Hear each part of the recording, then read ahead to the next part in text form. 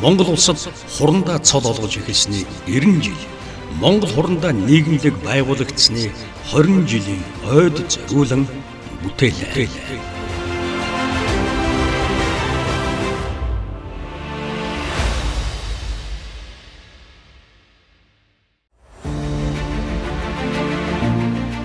Улс орон орчин тогтнолын үндэс нь тусгаар тогтнол. Харин тусгаар тогтнолын баталгаа нь зэвсэгт хүчин, цэрэг, эрс юм. Энэ бол нэг байгууллагын түүх биш. Энэ бол эх орондоо тангар өргөсөн, байгуулсан гавья, бахархах түүхтэй хурандаа нарын хамтын замнал, хамтын түүх юм. 1936 он Монгол улсад орчин үеийн цэргийн зохион байгуулалт бүрэлдэн тогтож, сахилгават, мэдлэг чадвар, удирдан манлайлах ур чадварыг эрхэмлсэн офицерийн тогтолцоо бий болсон нь хурандаа цол олгож эхэлсний 90 жилийн түүхийн эхлэл байлаа. Цэргийн явдлын яамны сайд, бүх цэргийн жанжны 1936 оны 3 дугаар сарын 2-ны өдрийн тэг 6 дугаар тушаалаар цэргийн явдлын яамны хилцээний дарга зундун жандсан доорвын дашцэвэг нарт хурандаа цолыг олгосон нь Монгол улсад хурандаа цол олгосны 90 жилийн түүхийн эхлэл байлаа. 1936 онд зэвсэгт хүчин хил хамгаалах байгууллагын цэргийн албан хаагчдад хурандаа цолыг олгож байсан түүхтэй. Харин 1950 оноос эхлэн цагдаагийн албан хаагчдад 1964 онд шүүхийн шийдвэр гүйцэтгэх байгууллагын албан хаагчдад хурандаа цолыг олгож эхэлсэн түүхэн баримт бий. 35 жилийн дараа буюу 1971 онд онцгой байдлын байгууллагын албан хаагчдад хурандаа хэмээх эрхэм цолыг олгож эхэлсэн байдаг. Энд өгүүлэх түүх бол 90 жилийн эрдэм мэдлэг, ёс жудаг, үүрэг хариуцлага, тэсвэр төвчээр нэр төрийн илэрхийлэл юм. Хурандаа гэдэг энэ эрхэм цол бол дэлхийн цол юм байна. Энэ дэлхийн 200 гаруй орноос хурандаа цолгүй улс тун цөөхөн. Хороо дивизээс дээш анги салбар командлаж чадах сургуулийг төгссөн хүн байхгүй. Цэргийн болон хууль сахиулах, төрийн цэргийн болон хууль сахиулах байгууллагын их өндөр түвшинд бэлтгэгдсэн улсууд. Хурандаа гэдэг бол зөвхөн албан тушаалын шат төдийхнөр хязгаарлаж үл болно. Олон жилийн хариуцлага, шийдвэр бүрийн цаадах хүний хувь заяа, асуудал бүрийг ойлгож сурсан төлөвшлийн үр дүн юм. Цэргийн алба хүнийг дэвчээртэй болгодог бол хурандаа цол хүнийг хариуцлагатай болгодог. 90 жилийн түүхийн хугацаанд хурандаа цолтон дотроос Монгол улсын Баатар Дамчаагийн Дэмбэрэл, Шагдрын Гонгор, Лодонгийн Дандар, Дүгрийн Нянтай сүрэн, Пунцгийн Чогдон, Пунцгийн Шагдар сүрэн нарын баатрууд төрөн гарсан байна. Мөн Монгол улсын хөлбөрийн баатар Даржаагийн Бямба, Майдаржавын Ганзүрэг, Батманнинбуугийн Батэрдэн, Одмогийн Балжинэм нарын алдар гавьяатнуудаар игнэгээ тэлжээ. Олон түмэндээ хүндлэгдсэн домог турандаа Гунчгийн Бумцэнд, Жамцын Жамсран, Санжийн Рэнцэн хорлоогээд ажил үйлс алдар гавьяагаараа мөнхөрсөн хурандаа нар олон бий. Тэд туур тусгаар улсын эх орны хил хязгаарыг хамгаалах, дотоод аюулгүй байдлыг сахиулах түүхэн сорилт амаргүй цаг үеүүдэд хариуцлагаас ухралгүй зогсож ирсэн билээ. Ер нь хурандаа цолтой хүн гэдэг бол цэргийн албан хаагчдын толь байх ёстой. Энэ салбартаа бол хамгийн шилдэг удирдагч нар байдаг. Цэрэг эх оронч одоо үзлийг бол биедээ шингээч гсэн хуучирсан цэргийн цамцны ард эх орон гэдэг юм шингээстэй байдаг юм а гэж. Тэгээ энэ бол одоо үнэхээр л багталтай үг. Манай хурандаа нар бол жинхэнэ эх оронч үзлээр одоо хүмүүжиж эх орон гэдэг үзлээр зүрхэн цохилж исэн улсууд. Өнөөдөр ч эх оронд ямар нэгэн одоо аюул занал тулгархад манай хурандаа нар бол хамгийн түрүүнд нэг номерт очиход бэлэн байдаг юм улсууд.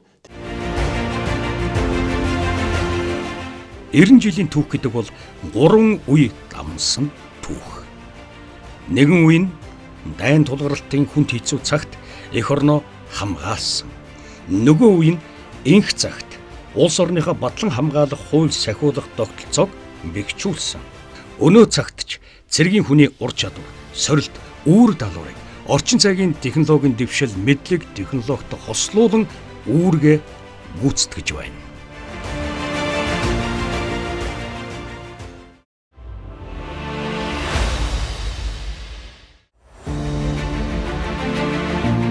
Тусгаар улс бүрэлдэн довтсон цаг үеэс нийгэм ховсон өөрчлөгдөж, түүнийг дагаад үзэл баримтлал үнэт зүйлс шинжлэгдсээр ирсэн байдаг.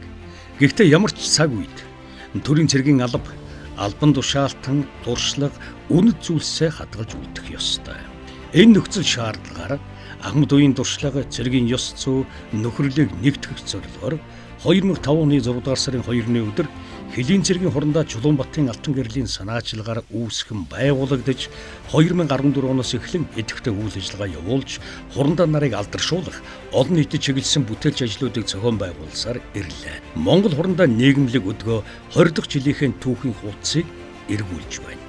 Нийгэмлэг нь Ахмад залуу үеийн холбоог бэхжүүлэх, Ахмад үеийн мэдлэг, оюуны чадвар, ажлын дадлаг дуршлагыг дэлгэрүүлэх, дайчин уламжлалыг залуучууд хойч үеийнхэнд өвлүүлэх, улс эх орныхоо бүтээн байгуулах үйлсэд хандуулах, нэгтгэх эрхэм зорилготой юм.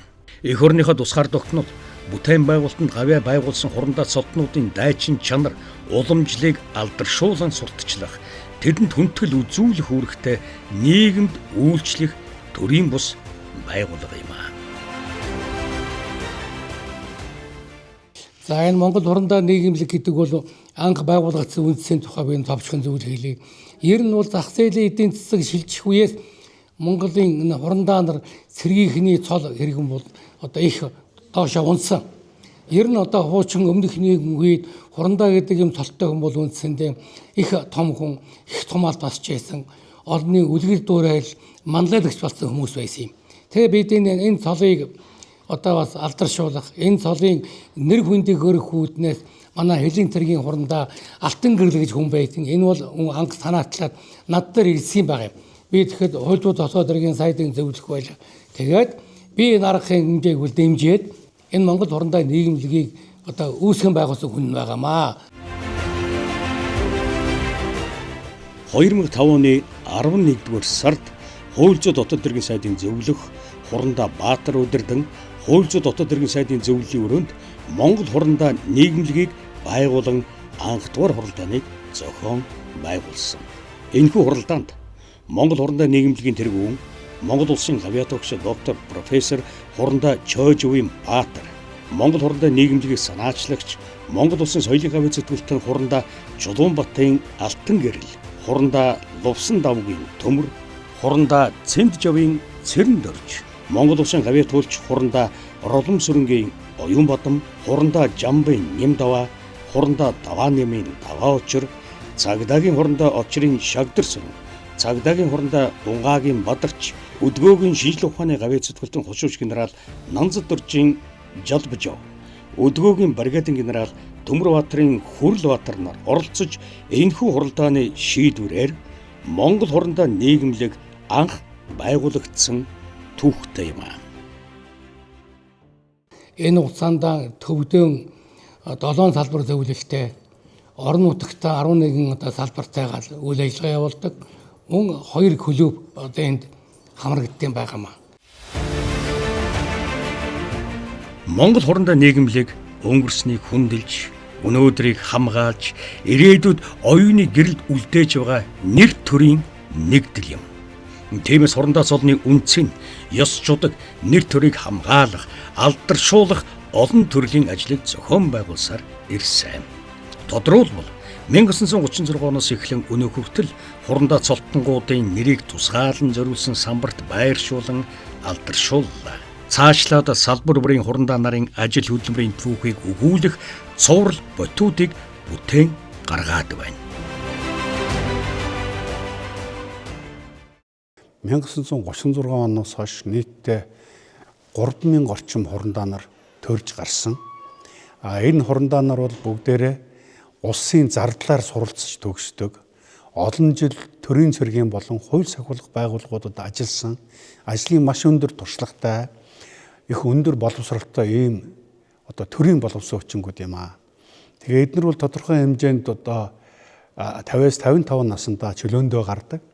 Тийм учраас энэ хурандаа нар цаашдаа чөлөөнд гарснаас хойш одоо улс орондоо өөрийнхөө бүтээл, өөрийнхөө сурсан мэдсэн зүйлээ залуу үедээ хүмүүжүүлж уламжлуулах, ахмад үеийнхээ дайчин уламжлалыг олон нийтэд хүртээж уламжлуулах гэсэн ийм зорилгын үүднээс байгуулагдсан байгууллага юм байна. Тэгээ өнөөдөр одоо 20 дахь жилийнхаа нүрийг ингээд үзэж байна.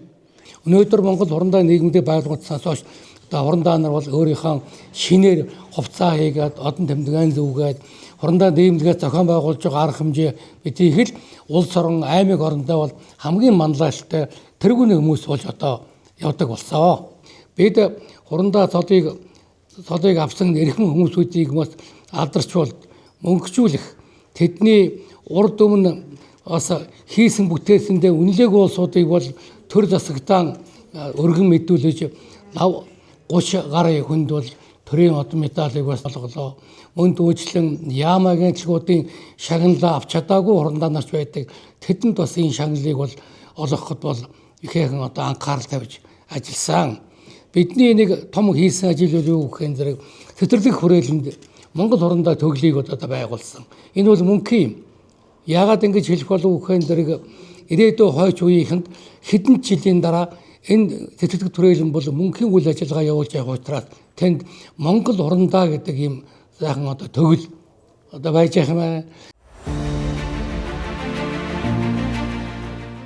Тэд өнгөрсөн 20 жилийн хугацаанд өөрсдийн дүрм журамтай нийслэл орон нутагт салбар зөвлөлөөд байгуулан хурандаа цолтнуудын түүхэн замнал, алдаргавья, ажлын туршлагыг түгээн дэлгэрүүлсэн өргөн бүтэц бүрэлдэхүүнтэй байгууллага болон цар хүрээгээ тэлжээ.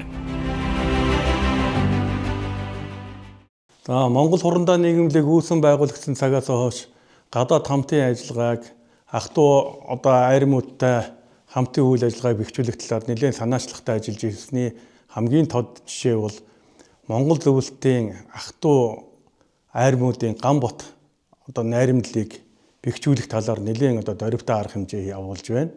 Жил болгон Ялалтын баярыг Оросын холбооны улсын, Бурят улсын нийслэл Улаангот хотод тэмдэглэдэг. Оросын холбооны улсын, Бурят улсын ерөнхийлөгч Сэдиновын урилгаар Монгол хурандаа нийгэмлэгийн одоо 45 хүний бүрэлдэхүүнтэй хурандаа нар уг ёслолын арга хэмжээнд бол одоо оролцдог. Энэ бол уламжлал болон яваад ирсэн.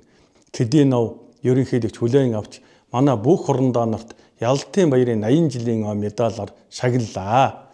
Энэ бол одоо түүхэн одоо ач холбогдолтой үйл явдлаа гэж бид одоо бодож явдаг.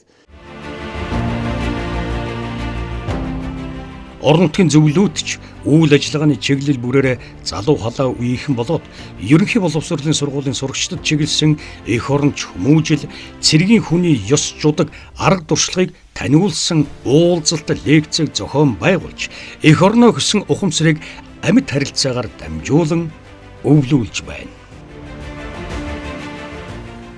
Ер нь хурандаа нийгэмлэг бол нийгэмд одоо чиглэсэн олон үйл ажиллагаа явуулж байгаа. Үүний дотор одоо манай хурандаа нар бол цэрэг эх оронч үзлийг төлөвшүүлэх гэсэн сэдвээр Монгол улсын ерөнхийлөгчийн мөрийн хөтөлбөрийг хэрэгжүүлэх, Монгол улсын ерөнхийлөгчийн ивэл дор 21 аймагт хүүхэд залуучуудыг эх оронч үзлээр хүмүүжүүлэх, бидний бахархал гэсэн сэдвээр одоо лекц бичлэгийн уралдаан зохион байгуулж, эндээсээ шалгарсан одоо лекцүүдээр 21 аймагт одоо лекц уншиж хүүхэд залуучуудтай уулзлаа.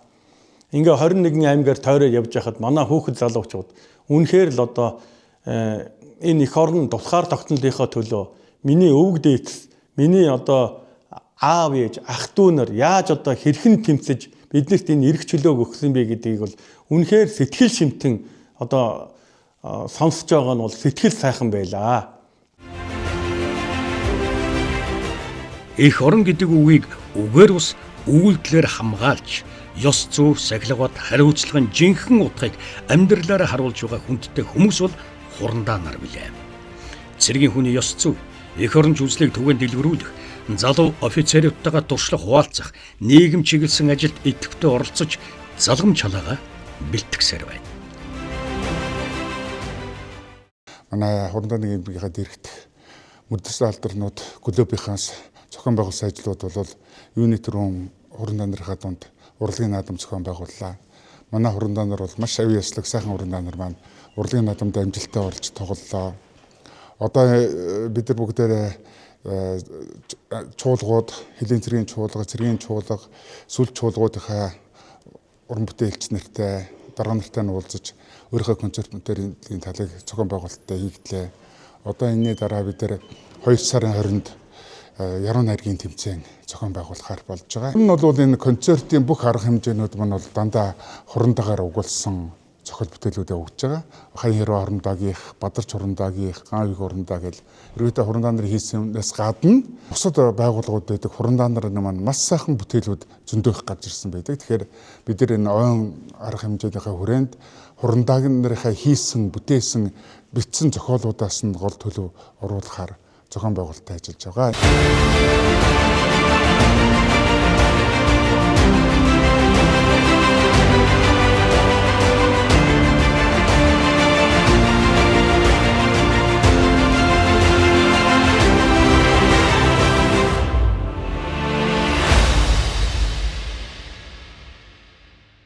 Зэвсэг түчин гэдэг энэ том айл улс их орноо батлан хамгаалах үйлсийн хамгийн тулгуур мэрэгжлийн чадварлаг хүмүүс байдаг.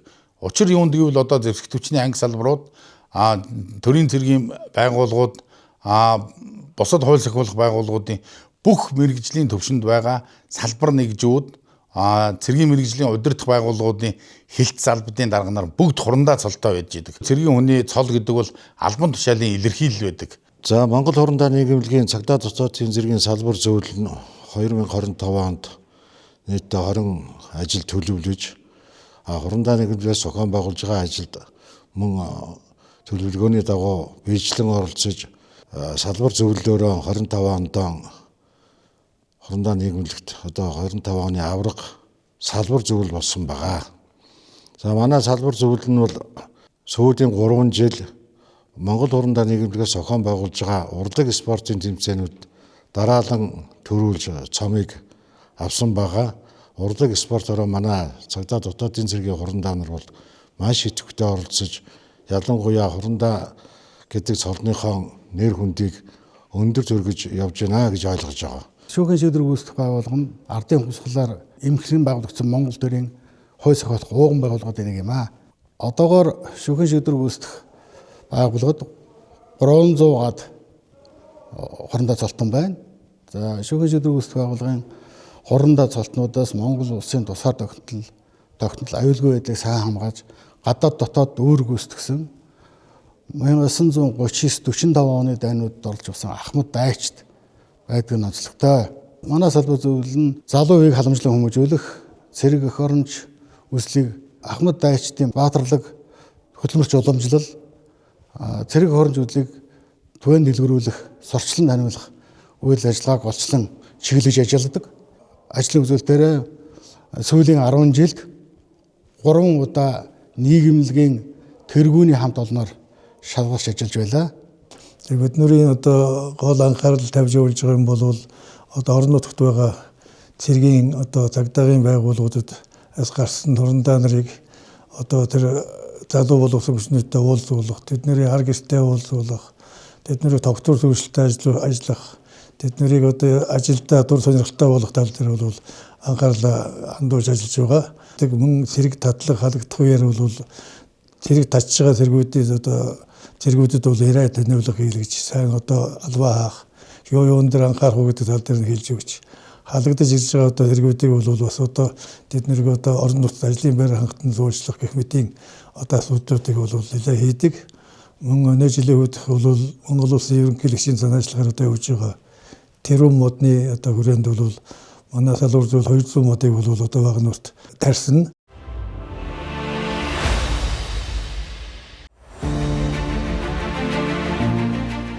Монгол цэргийн түүхийг зөвхөн эрлэхийг ирсээр төсөөлж боломгүй. Монголын зэвсэг түвшин шүүх, цагдаа, онцгой байдлын албаны түүхэнд эмэгтэй албан хаагч хурандаа нарын оролцоод тусгайлан тэмдэглэх үйц үн цэнтэй билээ. Хурандаа цолтны игнэнд эмэгтэйчүүд зэрэгцэн алхаад хэдийн 30 жилийг ардаа үджээ.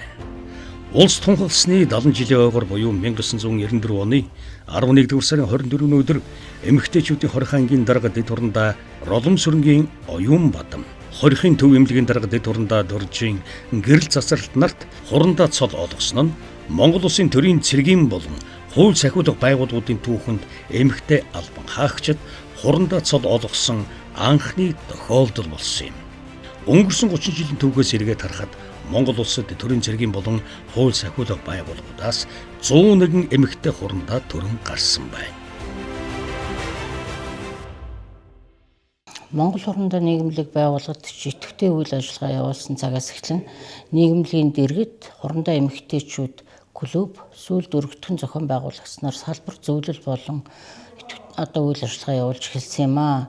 За эмэгтэй хурандаа цолтнуудын маань дундаас 2022 онд зэвсэгт хүчний Жинжин штабын сургалт бэлтгэлийн газрын дарга хурандаа ган болдын болорт Монгол улсын ерөнхийлөгчийн зарилгаар бригадын генерал цол олгож анх удаа эмэгтэй аль багштын дундаас генерал цолтон төрсөн бас түүхэн үйл явдал гэж бид нар бахархалтайгаар тэмдэглэж явдаг юм аа.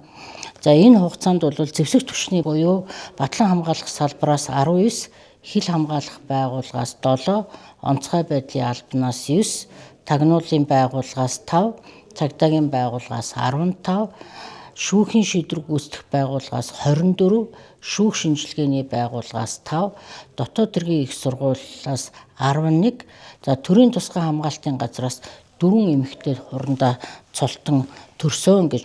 За манай эмэгтэй албаагч хурандаа цолтны дотроос Монгол улсын гавьяат цолтон 5, шинжлэх ухааны доктор 1, эрдмийн зэрэг цолтой 20, профессор дид профессор 15 төрөн гарсан. За энэ эмэгтэй хурандаа нар маань цуцшгүй хөдөлмөрч, эхийг бүтээгч, за эрэмгий дайчин бусдыг манлайлагч гэдгийг харуулсан бахархалтай баримт гэдгийг бас тэмдэглэлийн илгэхийг хүсэж байна.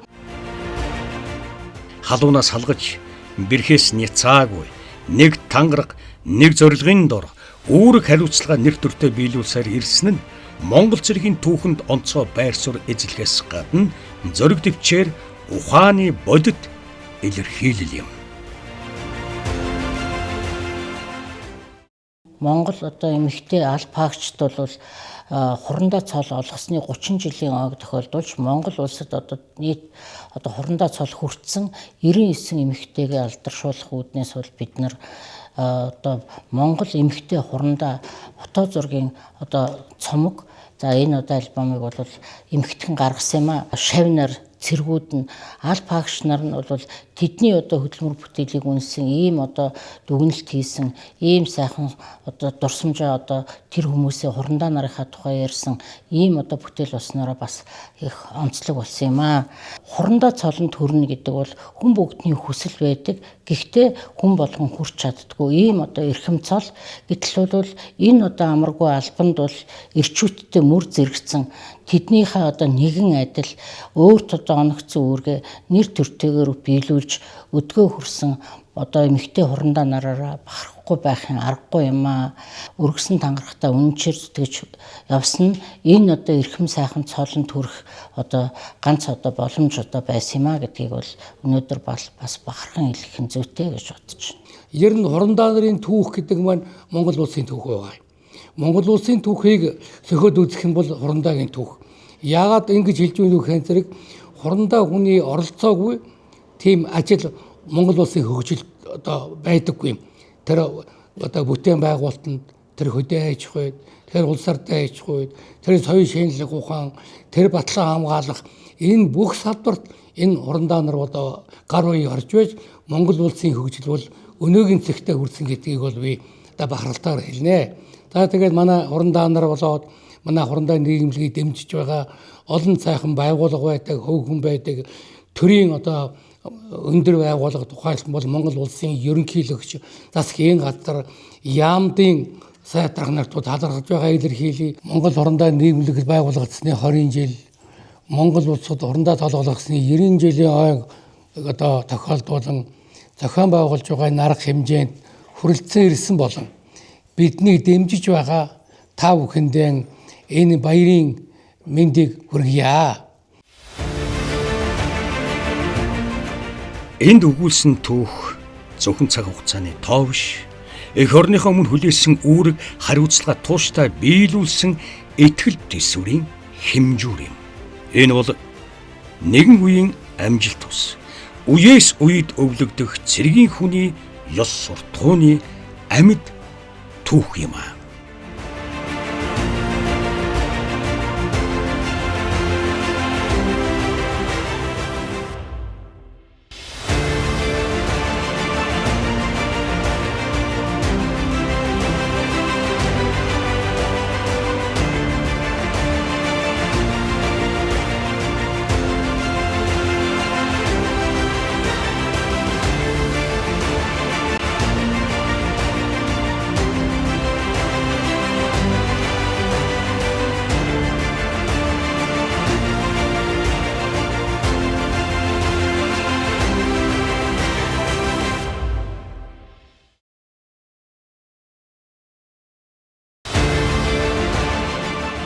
Монгол улсад хурандаа цол олгож эхэлсний 90 жил, Монгол хурандаа нийгэмлэг байгуулагдсны 20 жилийн ойд зориулан бүтээлээ.